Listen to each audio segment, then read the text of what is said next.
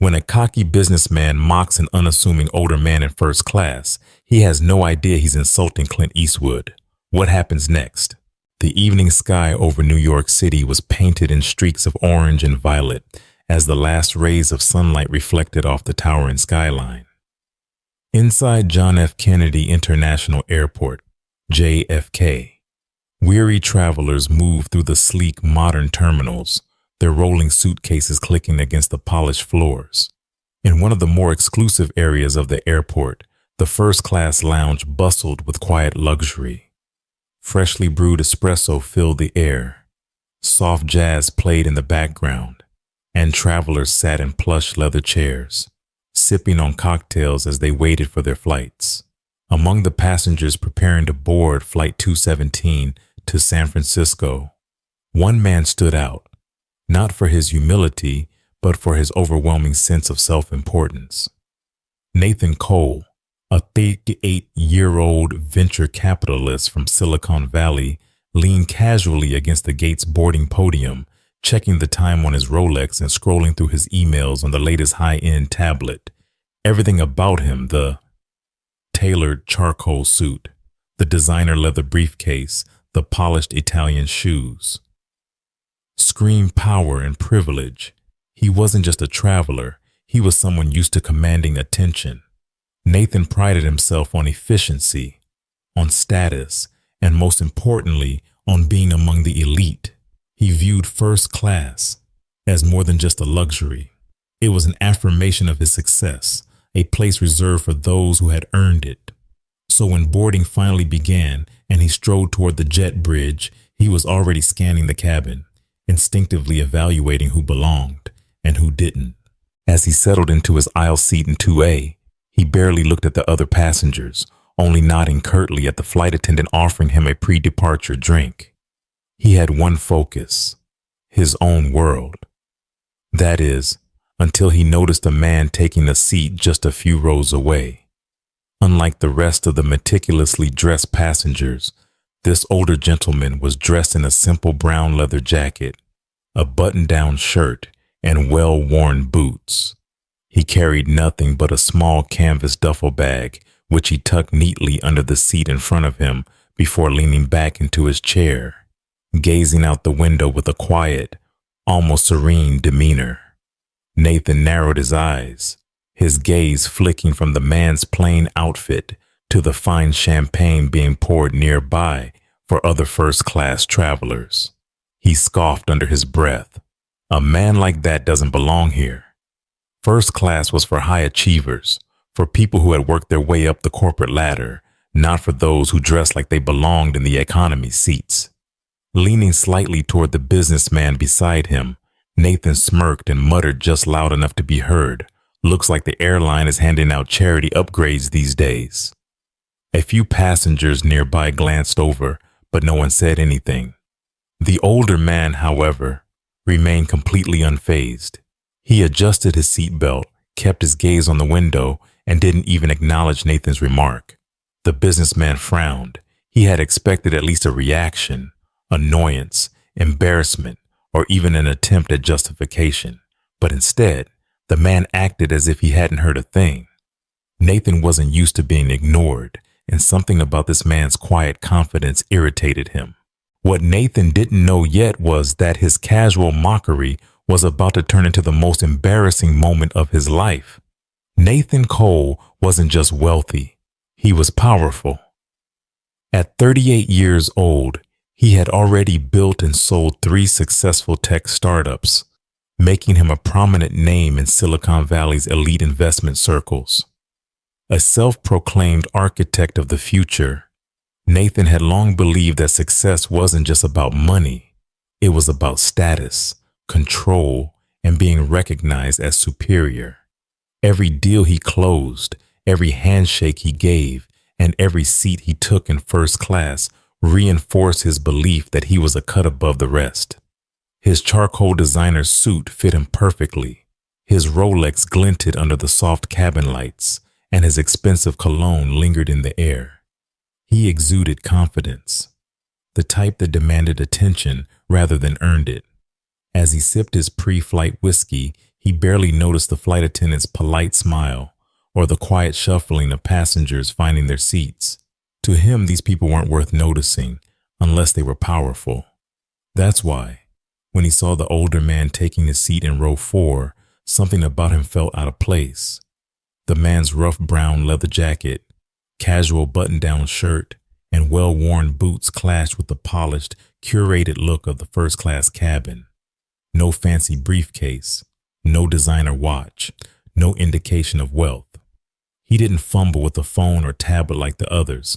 Instead, he sat back comfortably, looking out the window as if he had all the time in the world. Nathan scoffed internally. This guy was no CEO, no investor, no executive.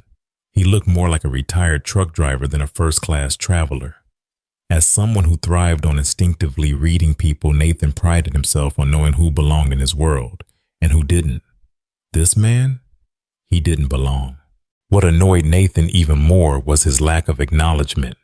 Most people, when surrounded by the ultra-wealthy, would at least appear aware of where they were. They'd glance at the high-end leather seats, fidget with the touchscreen panels, or show some subtle reaction to the luxury around them. But not this man. He sat there, completely at ease, detached from the world Nathan thrived in. Nearby, Emma Reynolds, one of the lead flight attendants, adjusted the crisp collar of her uniform and greeted the passengers with professional warmth. She had seen all types in first class, nervous first-timers, entitled millionaires, even the occasional celebrity, but something about this particular flight felt different. Further back in seat 5C, Ethan Ramirez, a journalist for a well-respected business magazine, watched the scene unfold with quiet interest.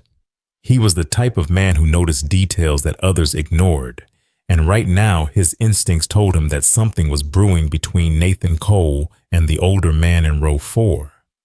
What no one, not even Nathan himself, realized was that this unassuming man was far more than he appeared. The quiet stranger in the brown leather jacket wasn't just any traveler, he was Clint Eastwood. Nathan Cole had spent his career sizing people up in seconds. He could tell within moments who was worth his time and who wasn't. The moment he laid eyes on the older man in row 4, he made his judgment, out of place, unimportant, a relic of the past. The man's plain leather jacket and well-worn boots didn't belong in this world of power suits and high-stakes deals. Nathan sipped his whiskey, letting out a quiet chuckle, his smirk growing as he leaned toward the sharply dressed businessman in the seat next to him. "Looks like first class isn't as exclusive as it used to be," he murmured, just loud enough for those nearby to hear. The businessman beside him gave an awkward chuckle, but didn't respond. Several passengers exchanged glances, clearly uncomfortable. Yet the older man in row 4, Clint Eastwood, remained completely still. He made no move to acknowledge Nathan's comment, his gaze fixed on the view outside the window, as if he hadn't heard a thing. Nathan's smirk faltered slightly. Was the guy ignoring him? He had expected at least a glance, maybe a defensive reaction, but instead, the man remained as calm as ever. That only made Nathan more determined. People paid attention to him. That was how things worked. As the plane continued boarding, flight attendants moved smoothly down the aisle, helping passengers stow their carry-ons. Nathan sat back, watching as a young executive in a crisp navy suit took the seat across the aisle. The man adjusted his cufflinks, his demeanor exuding the self-assurance of someone used to commanding respect. Nathan decided to engage him in conversation, loud enough for Clint Eastwood to hear. "You know," Nathan said casually, waving his glass of whiskey, "I remember when first class used to mean something, when it wasn't just about the seat, but about the company you kept.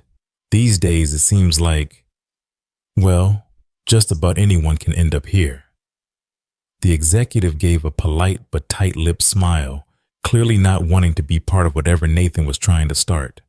Other passengers shifted in their seats, sensing the tension. Some glanced at Clint, whose face remained unreadable, his posture relaxed, his hands loosely folded in his lap. Nathan wasn't done. He turned his attention back toward Clint, his smirk returning. "What's the occasion, sir? Big retirement gift? Or did the airline start handing out lottery seats?" His voice was dripping with mockery now, baiting the man into responding.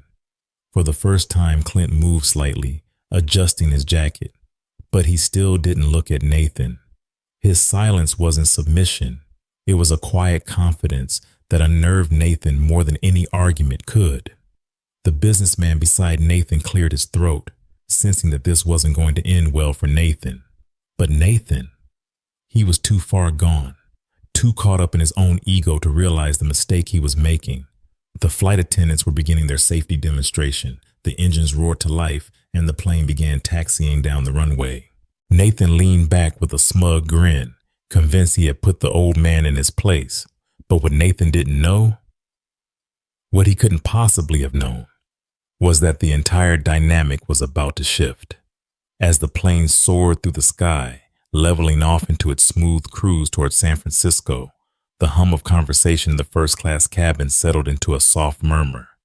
Some passengers reclined their seats, flipping through in-flight magazines, while others scrolled through emails, their screens casting a faint glow in the dim cabin. Nathan Cole, however, was not one to let things go. The older man's silence had gotten under his skin in a way he didn't quite understand. Nathan was used to people reacting to him, whether with admiration, intimidation, or at the very least acknowledgement. But this man hadn't flinched, hadn't even offered the slightest indication that Nathan's words had reached him. That level of indifference wasn't just unusual, it was irritating. Leaning forward, Nathan smirked, his voice carrying just enough to catch the attention of those nearby. "I gotta admit, I'm curious. What brings someone like you to first class?" He waved his hand dismissively, mocking a look of curiosity. "Big lottery win? Or are you just here to reminisce about the good old days when planes had propellers and you had to dress up for flights?" A few passengers stiffened at his tone. Across the aisle, a young woman in a business suit shot him a disapproving glance, and a man near the bulkhead discreetly reached for his phone, pretending to scroll but clearly listening in. Even the flight attendants exchanged subtle looks as they passed. Still, the older man remained unshaken. He slowly took a breath, as if contemplating whether the exchange was worth his time. Without turning his head, he simply adjusted the cuff of his jacket and looked back out the window. Nathan's smirk tightened. He had expected at least a reaction, annoyance, discomfort, anything. But there was nothing. The calmness of the older man only fueled his arrogance. Determined, Nathan let out a small chuckle and leaned back. "Not much for conversation, huh?" His voice was louder now, ensuring more people heard. "Guess you'd rather sit there, thinking about the days before Wi-Fi and smartphones. I mean, how did people even survive back then?" The woman in the business suit let out a small sigh, shaking her head. Another passenger across the aisle whispered something to his seatmate, the tension now thick enough to cut with a knife. Clint Eastwood, however, remained unfazed. His silence was louder than words, his presence more commanding than any insult Nathan could throw. Nathan, oblivious to the growing discomfort around him, turned to a man sitting across the aisle, a fellow professional in a neatly pressed suit. He gestured toward Clint, speaking as if the older man wasn't even there. "You know, people like to complain about progress, but I can't imagine wanting to go back to their time. No cell phones, no tech, no real innovation. How did they even function?" The man in the suit gave an awkward chuckle, clearly not wanting to be part of whatever Nathan was stirring up. That's when the flight attendant arrived with the beverage cart, stopping at the older man's row. She leaned in, her voice warm and polite, but unmistakably respectful. "Mr. Eastwood, would you like coffee or tea?" The moment the words left her mouth, the air shifted. Nathan's smirk vanished. His fingers froze mid-air, his breath hitched in his throat. A few heads turned. Passengers began whispering. Nathan's face drained of color. His mind raced. "Mr. Eastwood? As in Clint Eastwood? The Clint Eastwood?" The businessman who had spent the last 20 minutes mocking an unassuming old man suddenly realized that he had just made the biggest mistake of his life. A single name had just shattered Nathan Cole's arrogance in an instant. As the flight attendant's words hung in the air, a heavy silence swept through the first-class cabin. The once smug businessman, who had been so sure of himself just moments ago, froze mid-sip of his whiskey, his fingers tightening around the glass. His pulse quickened as the realization slammed into him like a tidal wave.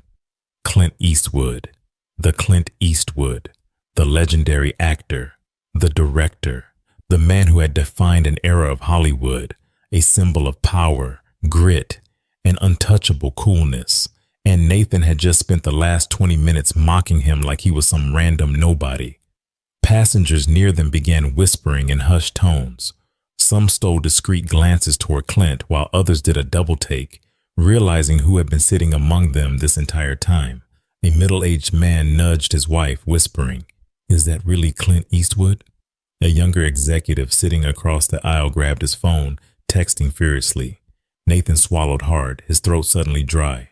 His mind raced, replaying every word he had said, every condescending remark, every arrogant jab. His face burned with embarrassment. He could feel the weight of the moment pressing down on him, and for the first time in a long time, he felt small. Clint Eastwood, meanwhile, remained completely calm. He gave a polite nod to the flight attendant and responded in his signature deep, steady voice.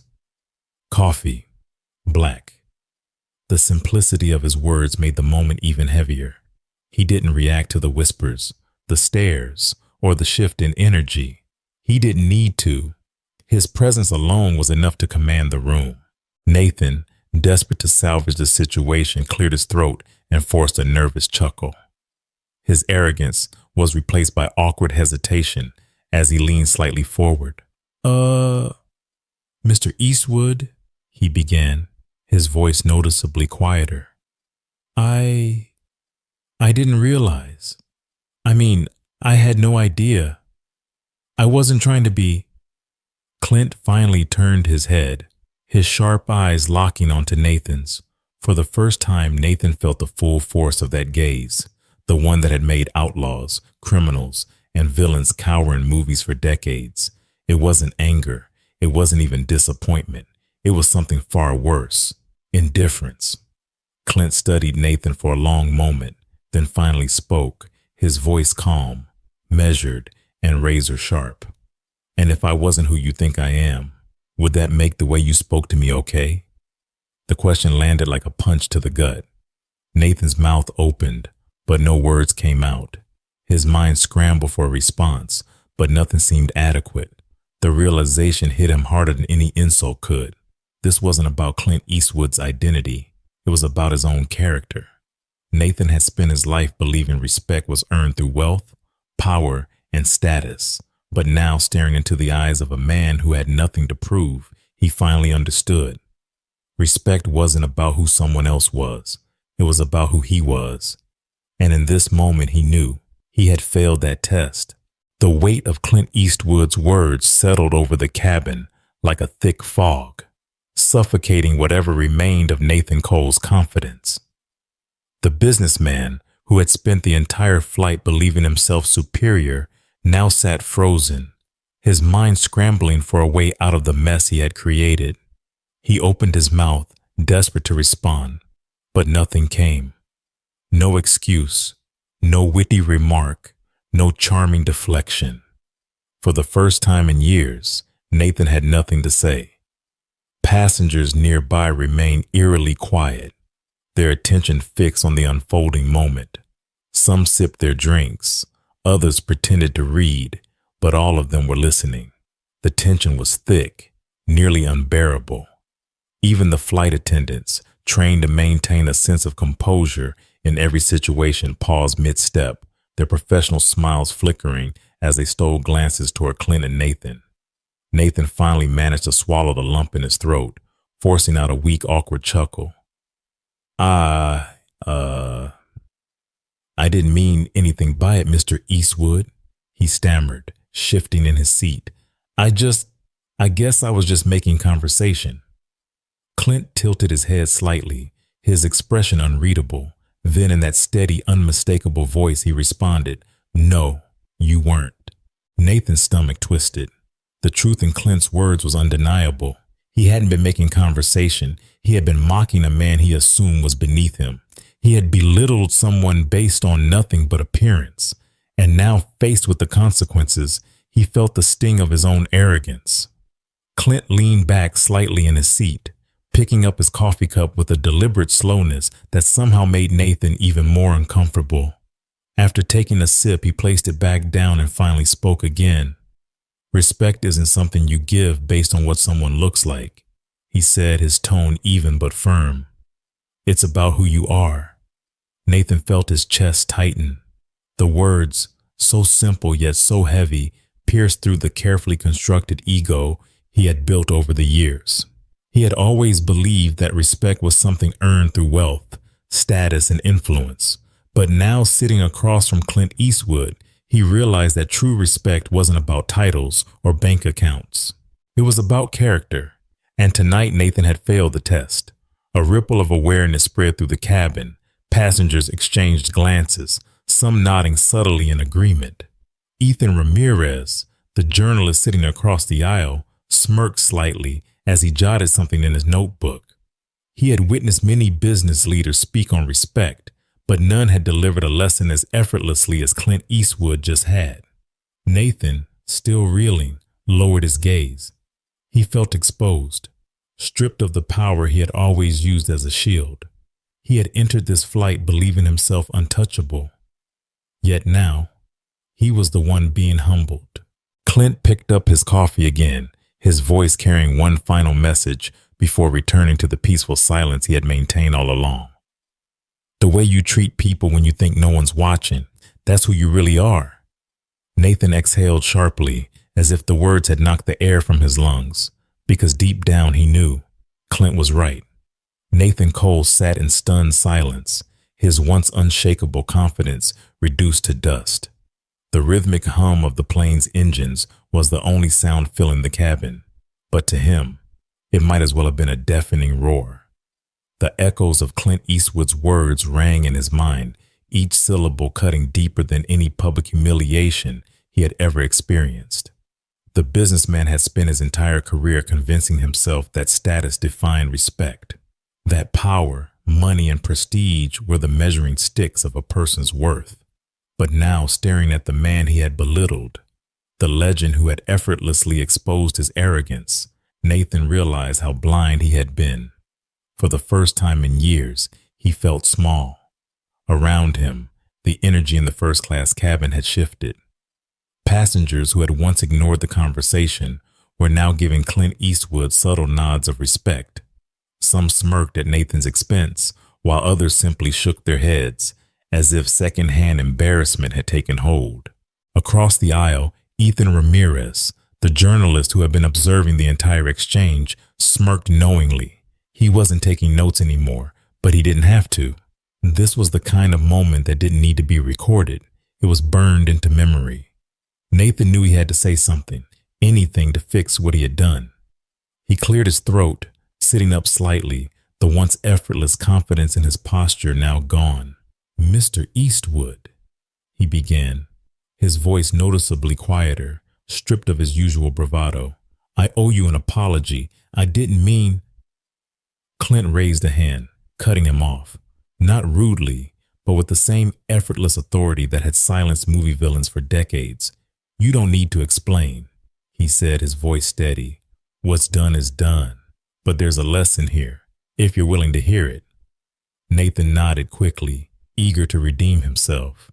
Clint took another slow sip of his coffee, then set the cup down gently on the tray table. His words, when they came, were quiet, but carried the weight of a lifetime's wisdom. People think respect is something you earn by being important, by having a title, a reputation, or a big bank account. He tilted his head slightly, as if studying Nathan. But real respect? That's not about the other person. It's about you. Nathan swallowed hard. He felt those words settle deep in his chest. Clint continued, his voice calm, but firm enough to shake Nathan's entire worldview. Respect isn't conditional. It's not something you give based on what someone looks like, what they're wearing, or whether or not you recognize their name. He let the silence hang for a moment, then added, "It's about how you carry yourself, how you treat people, even when you think no one's watching." Nathan clenched his jaw, his usual sharp wit replaced with quiet introspection. For the first time in his life, he realized how truly misguided he had been. By the time the plane touched down in San Francisco, Nathan Cole felt like an entirely different man from the one who had boarded in New York. The final descent should have filled him with anticipation for the high-stakes business meetings ahead, but instead, all he could think about was Clint Eastwood's words, simple, powerful, and impossible to ignore. As passengers began unbuckling their seat belts and retrieving their belongings, Nathan sat still, staring blankly at the seat in front of him. The businessman who once prided himself on always having the upper hand had just been humbled beyond words, not by force, not by a public spectacle, but by something far more unsettling, his own reflection. As Clint Eastwood rose from his seat, grabbing his small, unassuming duffel bag, a ripple of respect followed him through the cabin. Passengers who had once whispered behind their hands now gave him knowing nods, their admiration unspoken, yet undeniably present. Nathan, still wrestling with his own embarrassment, forced himself to look up. As Clint passed, he hesitated, then mustered up what little dignity he had left. "Mr. Eastwood," he said, his voice quieter, almost hesitant. "Thank you." Clint paused, just briefly, his signature squint fixing on Nathan for a moment, before he gave the smallest nod. "Take care of yourself," he said simply, then continued toward the exit. Nathan exhaled, rubbing a hand over his face as the weight of the lesson settled on him like a stone. As he made his way through the terminal, his phone buzzed with new messages, but one notification caught his eye.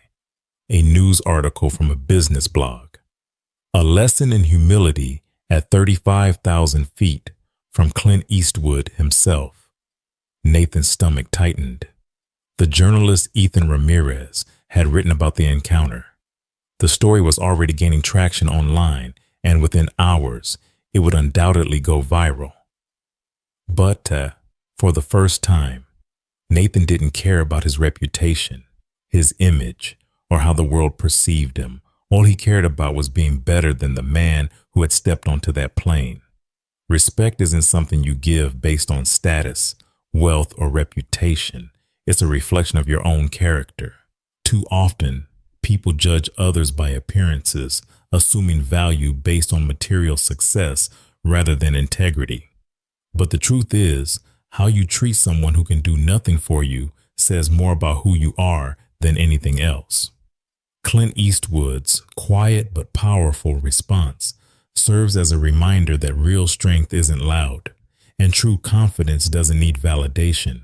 The way we speak to others, especially when we think no one is watching, defines us far more than any job title or bank account ever could.